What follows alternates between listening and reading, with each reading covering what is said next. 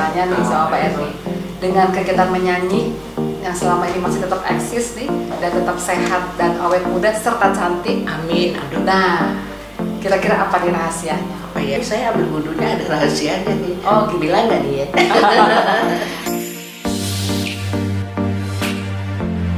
Oh ya, saya diangkat kan rahim saya. Iya.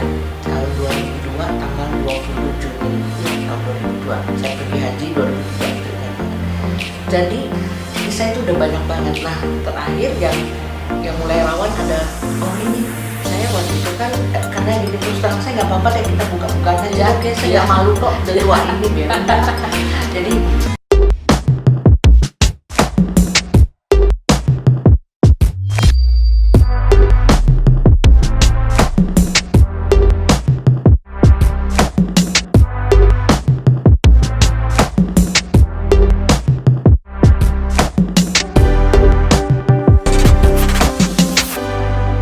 Hai pemirsa, apa kabar? Pada hari ini saya akan mengundang Erni Johan untuk berbincang-bincang dengan saya.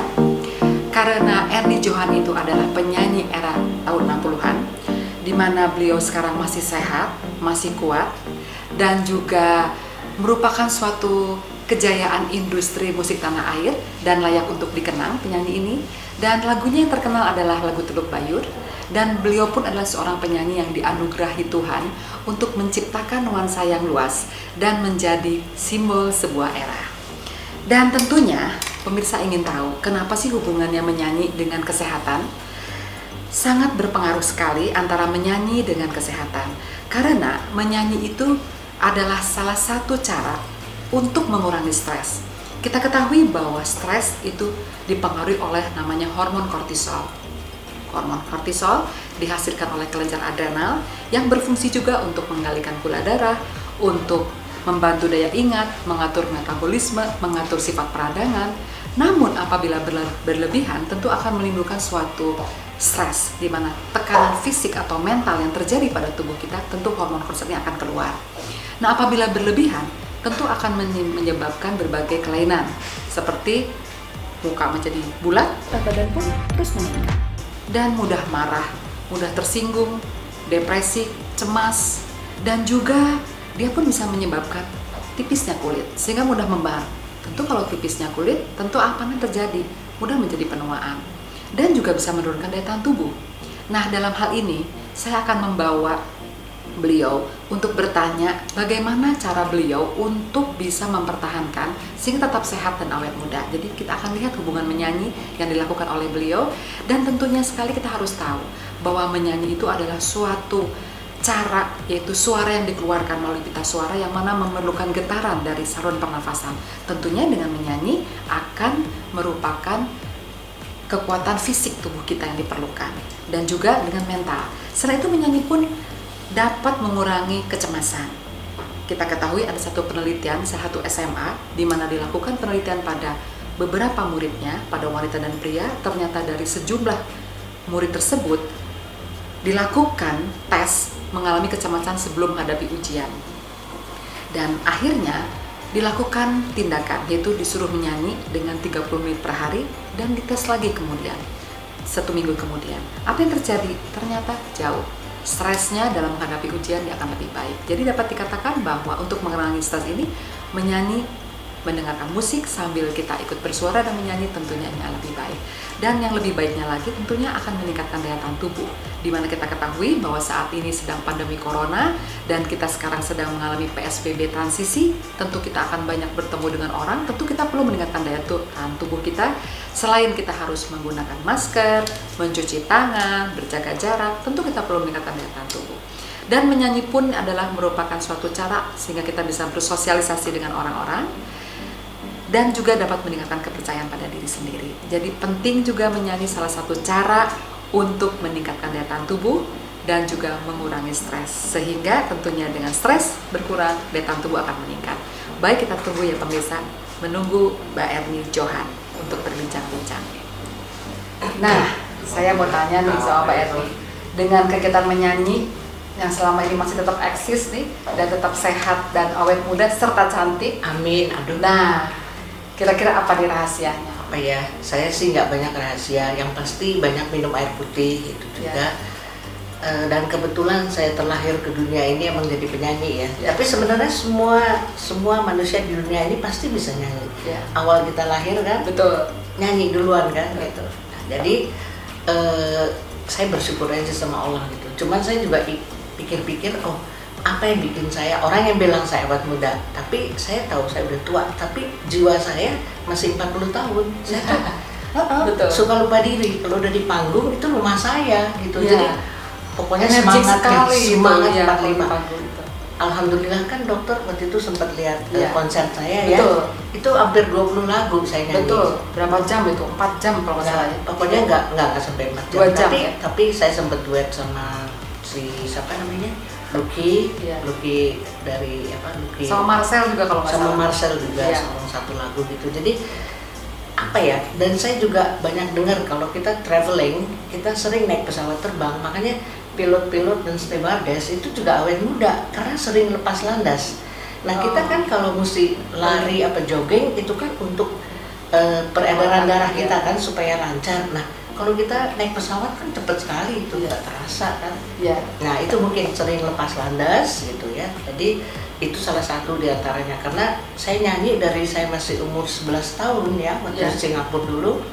Yang sekarang umurnya ada lucu-lucu, ini jembatan ini penentuan saya ada umur lagi apa enggak, 69 loh.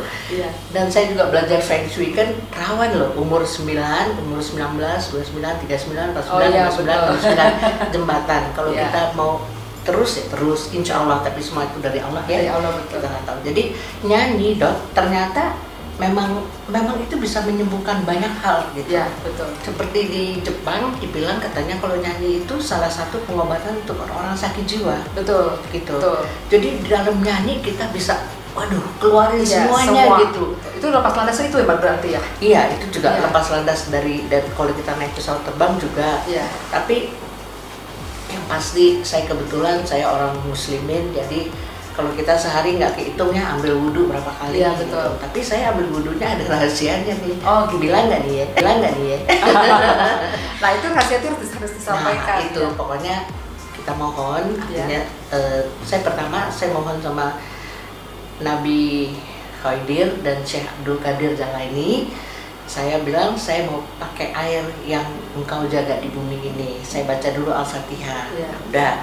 Habis itu saya mulai ambil wudhu, terus saya bilang, ya Allah jadikanlah hatiku, jiwaku, rohku, jantung jangan, jantung kan merah, nggak boleh, nanti kita mati. Jadi jadikanlah hatiku, jiwaku, rohku, wajahku, mulutku, lidahku, sebening air wudhu yang ku ambil ini, dan seputih salju yang kau ciptakan di bumi ini. Udah ambil.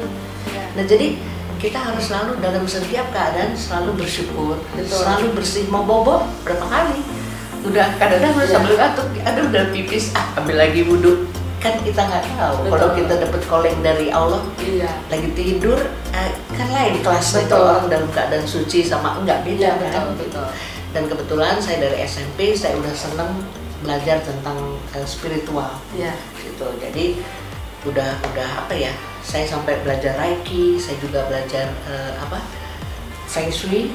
Itu kursus di Malaysia. Saya sama kakak saya tinggal di Amerika, jadi dia pulang ke Indonesia, sama-sama ke Malaysia mulai dari tahun 2006, 2007, 2008, 2009, 2010.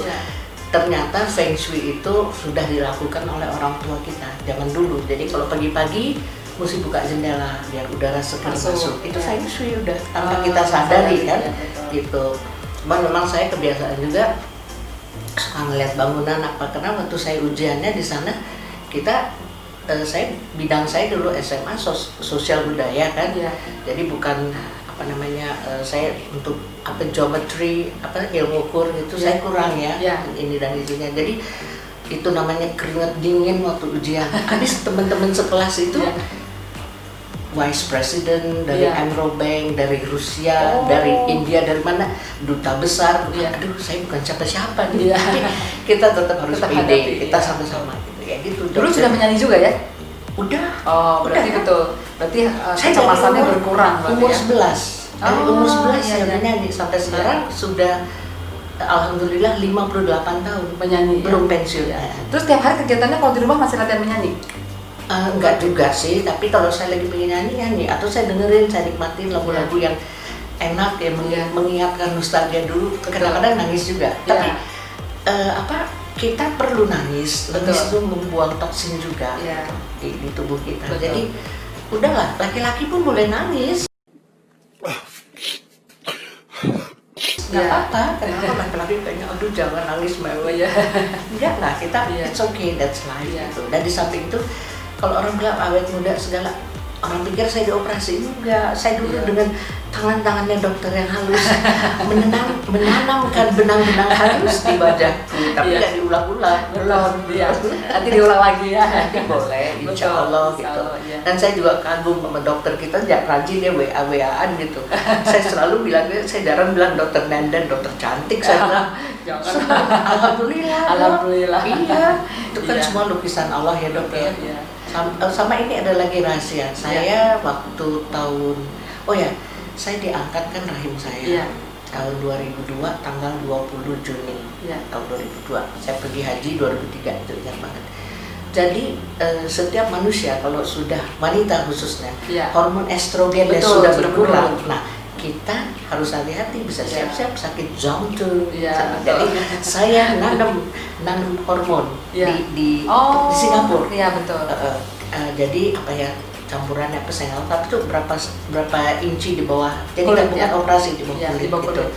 Tapi emang gila itu dokter. Rasanya seger lagi. Seger sekali. Jadi dia jadi hormon itu ternyata sifatnya menipu ya. Dibohongin otak kita. Loh bener, itu kan semua kita apapun perintah otak kan. Otak itu makanannya ion-ion. Nah, jadi kan ya gimana dia jadi kita merasa muda lagi gitu loh. Kayak memang hormon estrogen memang buat peremajaan ya. Tapi ada juga campuran saya ambil kotaknya, habis di tanam itu testosteron juga ada juga dicampur gitu. Jadi ya pokoknya gitulah. Makanya ini rahasia dari dokter, semua udah nggak ada rahasianya. Umur segini sudah laku, udah laku zaman dulu. Jadi apa namanya? Saya emang merasa ya itu namanya hormon semua. Jadi kita Allah menciptakan segala sesuatunya berpasang-pasangan. Jadi kita harus mensyukuri dan menjalani kan nggak dok? Tidur cukup kan? Berpikiran juga, pola makan nomor satu itu cara berpikir kita dan sebagainya. Saya nih kalau bukan Allah ngasih saya kehidupan, saya udah lama, udah ALM, udah almarhumah. Bener dok, saya dari kecil umur 8 tahun udah operasi penyakit macam-macam, amandel, tulang rawan di lutut kanan, usus buntu waktu saya 17 tahun, ambeien masih gitu loh. Itu juga umur 17 itu anak lidah waktu saya di Holland lagi kontrak di sana. Jadi saya itu udah banyak banget. Nah terakhir yang mulai rawan ada ini saya waktu itu kan karena gini terus terang saya nggak apa-apa deh kita buka-bukaan aja dok ya, saya nggak malu kok dari tua ini biar enggak. Jadi saya ternyata banyak ibu-ibu di dunia tidak tahu mereka yang melahirkan normal bisa kemungkinan mendapat klep jantung bocor. Nah saya melahirkan umur 19, saya nggak tahu, terdeteksi udah puluhan tahun. Dokter jantung periksa, dia lihat ada kebocoran klep jantung. Sampai sekarang nggak bisa diapa-apain karena klepnya nutupnya nggak rapet. Saya dengar suaminya Mbak Ida Royani, dia udah pernah dioperasi, klepnya diganti dengan titanium. Sudah sekian tahun, dia jadi seger, jadi sehat lagi. Tapi saya percaya dengan doa-doa saya kepada Allah, dan Allah masih nyaman ya, hidup bahagia ya. Gitu. Jadi saya bilang saya adalah living ini ya, bukti saya ini mujizat Allah masih hidup. Masa dengan klep jantung bocor saya bisa nyanyi 20 lagu? Iya betul. Itu kan nggak mungkin.